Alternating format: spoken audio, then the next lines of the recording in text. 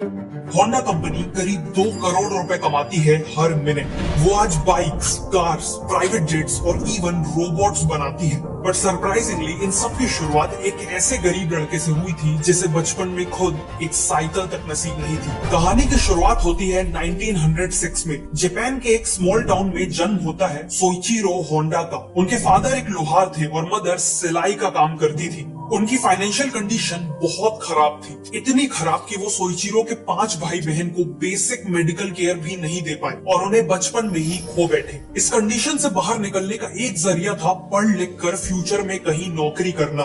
But unfortunately Soichiro पढ़ाई में भी काफी कमजोर थे। लेकिन अभी भी एक उम्मीद बाकी थी और वो थी मशीन्स। बचपन में सोइचिरो अपने ग्रैंडफादर के साथ एक राइस मिल में जाया करते थे। इस मिल की खास बात ये थी कि वहाँ पे एक पेट्रोल पावर्ड मोटर का यूज करके काम किया जाता था, जो उस समय काफी रेयर थी। उस मोटर का साउंड, उससे निकलता हुआ धुआं और पेट्रोल की स्मेल उन्हें काफी फैसिनेटिंग लगती थी। और इसी मोटर को देखते देखते उनका मोटर्स और मशीन्स में एक पैशन डेवलप हो गया। 11 साल की उम्र में सोइचिरो के साथ कुछ ऐसा हुआ जिसने उनके इसी पैशन को एक लाइफ चेंजिंग डायरेक्शन दिया। उन्होंने अपनी लाइफ में पहली बार एक कार देखी थी। सोइचिरो उस कार से पूरी तरह मेस्मराइज्ड हो गए थे। उसे देखते ही वो बिना कुछ सोचे उसके पीछे भागने लगे। जब कुछ दूर जाके वो कार रुकी तो उसके नीचे थोड़ा सा पेट्रोल लीक हो गया। उन्होंने लिटरली नीचे झुककर पेट्रोल को स्मेल किया और उसे अपने हाथों में लगा लिया। और इसी वक्त उन्होंने ठान लिया कि वो एक दिन खुद अपनी एक कार बनाएंगे। ईयर 1922। सोइचिरो ने मैगजीन में एक एड देखा। टोक्यो शहर में आर्ट शोकोई नाम का एक गैराज था जो वर्कर्स ढूंढ रहा था।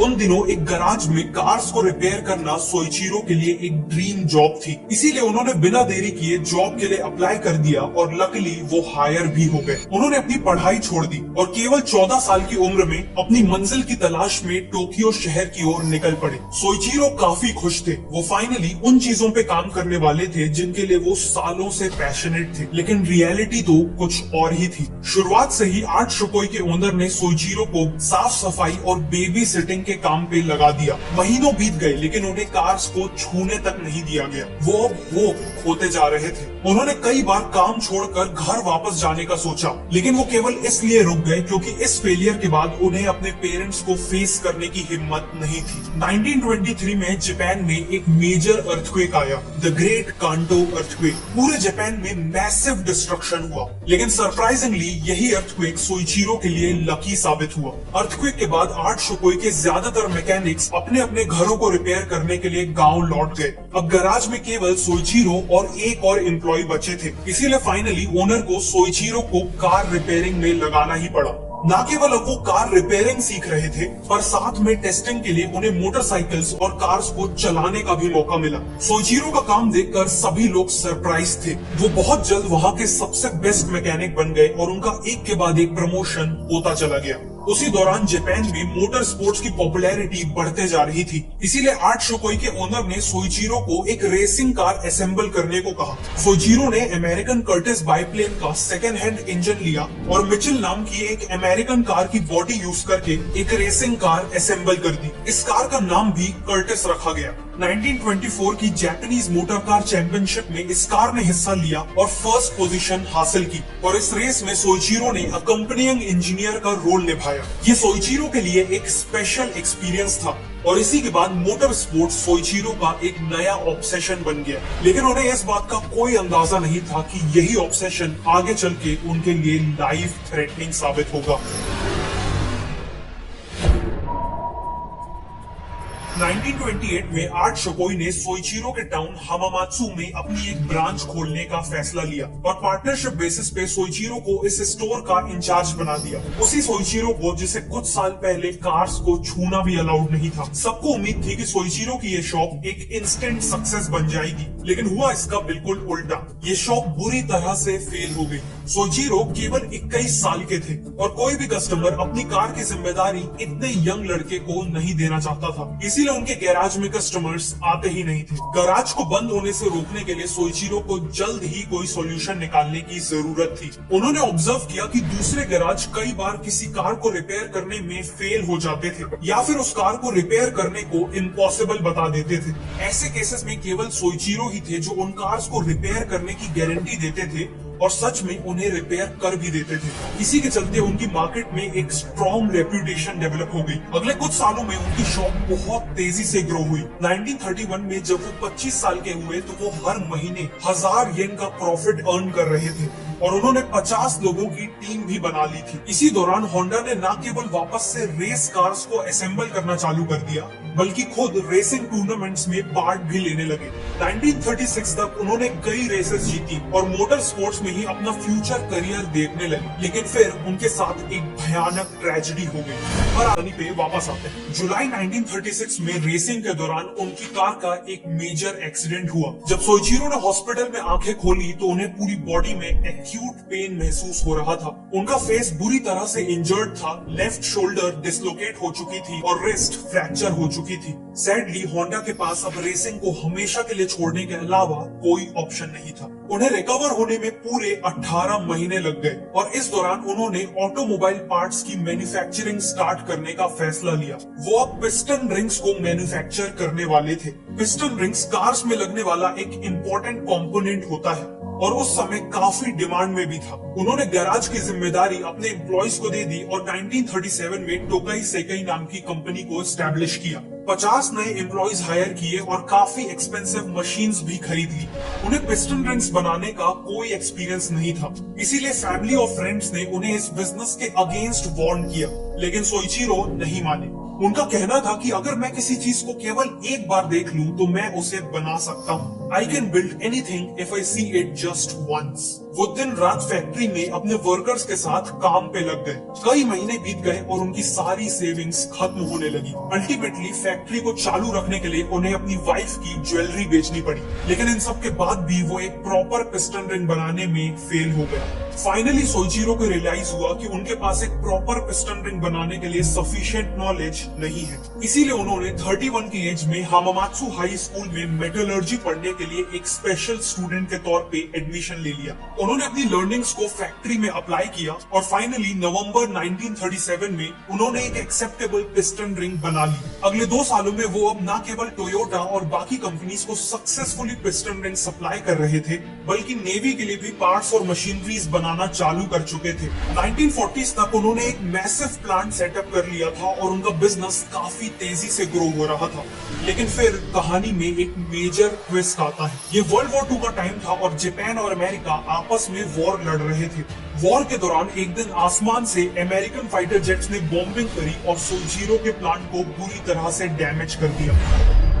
वो इस हादसे से रिकवर कर ही रहे थे कि 1945 में हामामात्सु एरिया में एक मेजर अर्थक्वेक आता है और उनका प्लांट पूरी तरह से डिस्ट्रॉय हो जाता है। वॉर के बाद तक उनकी सालों की मेहनत और उनकी कंट्री दोनों ही बर्बाद हो चुके थे। वो वापस से जीरो पे आ चुके थे। सोइचिरो ने अपनी कंपनी के बचे कुछ एसेट्स 4.5 लाख येन में बेच दिए और काम से ब्रेक ले लिया। इसी दौरान उन्हें जापानीज आर्मी का एक जनरेटर मिला जो आर्मी अपने वायरलेस रेडियोस को चलाने के लिए यूज करती थी। इंजन को एग्जामिन करने के बाद सोइचिरो के मन में एक ऐसा आइडिया आया जिसने आज की होंडा कंपनी की नींव रखी। एक्चुअली वॉर के बाद फ्यूल की काफी कमी थी जिस कारण उसका प्राइस बहुत ज्यादा बढ़ गया था। इसीलिए ज्यादातर लोगों को हर जगह साइकिल से ही ट्रेवल करना पड़ता था। सोइचिरो का आइडिया था इसी साइकिल को मोटराइज करने का। इस काम के लिए उन्होंने 1946 में होंडा टेक्निकल रिसर्च इंस्टीट्यूट की शुरुआत की। अपनी स्किल्स का यूज करके इस मिलिट्री इंजन को मॉडिफाई किया और साइकिल्स में फिट कर दिया, जिससे अल्टीमेटली एक अफोर्डेबल मोटरसाइकिल बन के तैयार हो गई और ये एक इंस्टेंट सक्सेस भी बन गई। लेकिन 2 प्रॉब्लम्स थी। पहली ये कि उनके पास केवल 500 मिलिट्री इंजन्स बाकी थे, लेकिन डिमांड बहुत ज्यादा थी। दूसरा ये कि मिलिट्री इंजन्स भी पेट्रोल पे चलते थे और पेट्रोल काफी एक्सपेंसिव था। इन प्रॉब्लम्स को सॉल्व करने के लिए सोइचिरो ने खुद का इंजन डिजाइन किया और उसे यूज करके मोटरसाइकिल्स बनाने लगे। इन मोटरसाइकिल्स की खास बात ये थी कि इन्हें चलाने के लिए 100% पेट्रोल की जरूरत नहीं थी। पाइन ट्री की रूट से बनने वाला रेजिन और पेट्रोल को मिक्स करके जो फ्यूल बनता था, ये मोटरसाइकिल्स उससे भी चल सकती थी। यही कारण था कि सोइचिरो की ये जुगाड़ू मोटरसाइकिल हाथों हाथ बिकी। इस सक्सेस के बाद सोइचिरो ने एक प्रॉपर मोटरसाइकिल बनाने का सपना देखा और इसे अंजाम देने के लिए उन्होंने एस्टैब्लिश किया द होंडा मोटर कंपनी। और केवल एक साल बाद 1949 में उन्होंने अपनी पहली कंप्लीट मोटरसाइकिल बना ली। उन्होंने इसका नाम रखा ड्रीम, लेकिन अनफॉर्चुनेटली ये मोटरसाइकिल मार्केट में फेल हो गई। ड्रीम मोटरसाइकिल की स्पीड और स्टाइल दोनों बहुत अच्छा था, लेकिन साथ में ये उतनी ही हैवी और एक्सपेंसिव थी, जिस कारण ये कॉमन जापानीज मैन के लिए सूटेबल नहीं थी। इस फेलियर के बाद सोइचिरो ने ठान लिया कि वो मिडिल क्लास के लिए एक परफेक्ट मोटरसाइकिल बनाएंगे। सबसे बड़ी प्रॉब्लम ये थी कि ज्यादा पावर जनरेट करने वाले इंजन ज्यादा बड़े और हैवी भी होते थे, जिस कारण पूरी बाइक भी हैवी हो जाती थी। इसीलिए 1952 में सोइचिरो ने कब नाम का इंजन डिजाइन किया, जो साइज में तो काफी छोटा था लेकिन साथ में बहुत पावरफुल था। ये इनोवेशन उस टाइम के हिसाब से एक बहुत बड़ी अचीवमेंट थी और इसीलिए उन्हें जापान का ब्लू रिबन अवार्ड भी मिला। इंजन बन चुका था और अब बारी थी मोटरसाइकिल बनाने की। उन्होंने पूरी दुनिया ट्रैवल की, कई एक्सपर्ट से मुलाकात की और मोटरसाइकिल डिजाइन को डीपली समझा और फाइनली 1958 में लॉन्च की अपनी revolutionary two wheeler the super कब। सुपर कब एक अफोर्डेबल और हाईली एफिशिएंट मोटरसाइकिल थी। इसकी सबसे बड़ी खासियत थी कि इसे लिटरली कोई भी चला सकता था। इसीलिए लॉन्च होते ही इसने जापान में कंपटीशन को ऑलमोस्ट इंस्टेंटली किल कर दिया। अर्ली 1960s तक होंडा जापानीज मार्केट में नंबर 1 बन चुके थे। साथ ही साथ वो हर साल लाखों मोटरसाइकिल्स पास के देशों में एक्सपोर्ट कर रहे थे, लेकिन वर्ल्ड के सबसे बड़े मार्केट को कैप्चर करना अभी भी बाकी था और वो मार्केट था अमेरिका। उस समय अमेरिका में मोटरसाइकिल्स की रेपुटेशन काफी खराब थी। वहाँ के लोग मानते थे कि मोटरसाइकिल्स केवल क्रिमिनल्स और बाइकर गैंग्स वगैरह यूज करते हैं। इस इमेज को बदलने के लिए उन्होंने टाइम, लाइफ और लुक जैसे प्रेस्टीजियस और पॉपुलर मैगजीन्स में अपनी मोटरसाइकिल्स का एड किया, लेकिन उन्होंने बड़ी ही स्मार्टली किसी भी एड में मोटरसाइकिल वर्ड का यूज नहीं किया। होंडा चाहता था कि अमेरिका के शरीफ लोग उनकी बाइक्स को अपनाएं, इसीलिए उन्होंने अपने एड्स की टैगलाइन को भी बड़ी ही स्ट्रेटेजिकली चुना। उनकी टैगलाइन थी you meet the nicest people on a Honda. उन्होंने इस एड में हाउसवाइफ्स, वर्किंग प्रोफेशनल और स्टूडेंट जैसे कॉमन लोगों को होंडा चलाते हुए दिखाया। ये मार्केटिंग स्ट्रेटेजी इतनी सक्सेसफुल हुई कि 1968 तक होंडा ने अमेरिका में 10 लाख मोटरसाइकिल्स बेच दी और 1973 तक वहां का 43% मार्केट शेयर कैप्चर कर लिया। Honda was on a roll. वो एक के बाद एक नए और इम्प्रूव्ड मॉडल्स लॉन्च करते जा रहे थे और वो 1960s में ही दुनिया के सबसे बड़े मोटरसाइकिल ब्रांड बन चुके थे। लेकिन सोइचिरो का बचपन का सपना अभी भी अधूरा था। अब टाइम आ चुका था उसे पूरा करने का, खुद की कार्स बनाने का। 1960s में जापान में ऑलरेडी टोयोटा, निसान और सुजुकी जैसी कंपनीज थी जो कार मार्केट को रूल कर रही थी। कंपटीशन बहुत ही स्टिफ था, इसीलिए सभी ने सोइचिरो को कार मैन्युफैक्चरिंग में एंट्री लेने से मना किया। लेकिन सोइचिरो डिसीजन ले चुके थे। उन्होंने मैसिव टाइम और मनी इन्वेस्ट करके 1963 में अपना पहला 4 व्हीलर लॉन्च किया। लेकिन उनका पहला 4 व्हीलर कोई कार नहीं थी, बल्कि T360 नाम का एक पिकअप ट्रक था। अनफॉर्चुनेटली ये ट्रक कमर्शियली एक फेलियर था। होंडा की शुरुआत अच्छी नहीं हुई थी, लेकिन उन्होंने हमेशा की तरह हार नहीं मानी। उन्हें मोटरसाइकिल मार्केट में सक्सेस तब मिली थी जब उन्होंने एक कॉमन मैन के लिए मोटरसाइकिल बनाई थी। सिमिलरली 1967 में उन्होंने एक कॉमन जापानीज फैमिली के लिए होंडा N360 लॉन्च की, जो एक स्पेशियस और हाई माइलेज देने वाली कार थी। लेकिन उसकी यूएसपी थी उसका प्राइस। N360 अपने कॉम्पिटिटर से अराउंड 25% चीपर थी, इसीलिए इसने लॉन्च होते ही जापानीज मार्केट को डिसरप्ट कर दिया। जापान में तो सक्सेस मिल चुकी थी, लेकिन अपने 4 व्हीलर से एक ग्लोबल इम्पैक्ट करना अभी भी बाकी था। 1970s में होंडा ने एक बहुत बड़ी अपॉर्चुनिटी को स्पॉट किया। उस समय पूरे वर्ल्ड में एक ऑयल क्राइसिस चल रहा था, जिस कारण फ्यूल बहुत एक्सपेंसिव था। साथ में यूएस गवर्नमेंट ऑटोमोबाइल से होने वाले पोल्यूशन के कारण काफी कंसर्न थी। The great question of the 70s is, shall we surrender to our surroundings, or shall we make our peace with nature and begin to make reparations for the damage we have done to our air, to our land, and to our life? इसीलिए उन्होंने clean air act के through automobile companies के ऊपर strict regulations लगा दिए। मतलब अब उन्हें बिजनेस करने के लिए अपने इंजन्स को इस तरह मॉडिफाई करना होगा जिससे वो कम पॉल्यूशन करे। इस रेगुलेशन के बाद सभी कार कंपनीज ने लॉयर्स को हायर करके यूएस गवर्नमेंट के अगेंस्ट केसेस फाइल कर दिए। लेकिन वहीं दूसरी तरफ होंडा ने लॉयर्स की जगह बेटर इंजीनियर्स को हायर करके अपने इंजन को बेटर बनाने पे काम चालू कर दिया। अगले कुछ सालों में होंडा ने compound vortex controlled combustion engine, short में सीवीसीसी इंजन लॉन्च किया। ऑटोमोबाइल की दुनिया में ये एक मेजर ब्रेक थ्रू था।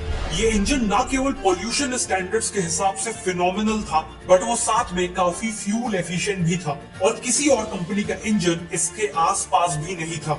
होंडा ने 1975 में इसी इंजन के साथ अपनी होंडा सिविक को लॉन्च किया। ये कार कस्टमर्स और गवर्नमेंट दोनों की रिक्वायरमेंट्स को 100% सेटिस्फाई कर रही थी एंड एज एक्सपेक्टेड इसने अमेरिकन कार मार्केट को हिला के रख दिया। होंडा सिविक आगे चल के वर्ल्ड की one of the most popular cars में से एक बनी और इसके नए मॉडल्स आज भी मार्केट में बिकते हैं। The all-new 2022 Honda Civic Sedan. इस सक्सेस के बाद there was no looking back. Honda ने इसके बाद होंडा अकॉर्ड और होंडा सिटी जैसे मॉडल्स लॉन्च किए जिसने अपस्केल कस्टमर सेगमेंट्स को भी सक्सेसफुली टारगेट किया। फाइनली सोइचिरो होंडा ने ऐसी कार्स बना ली थी जिसने उनके साथ साथ पूरे वर्ल्ड को फैसिनेट किया था। जापान के एक छोटे से शहर के लड़के का बड़ा सपना अब पूरा हो चुका था।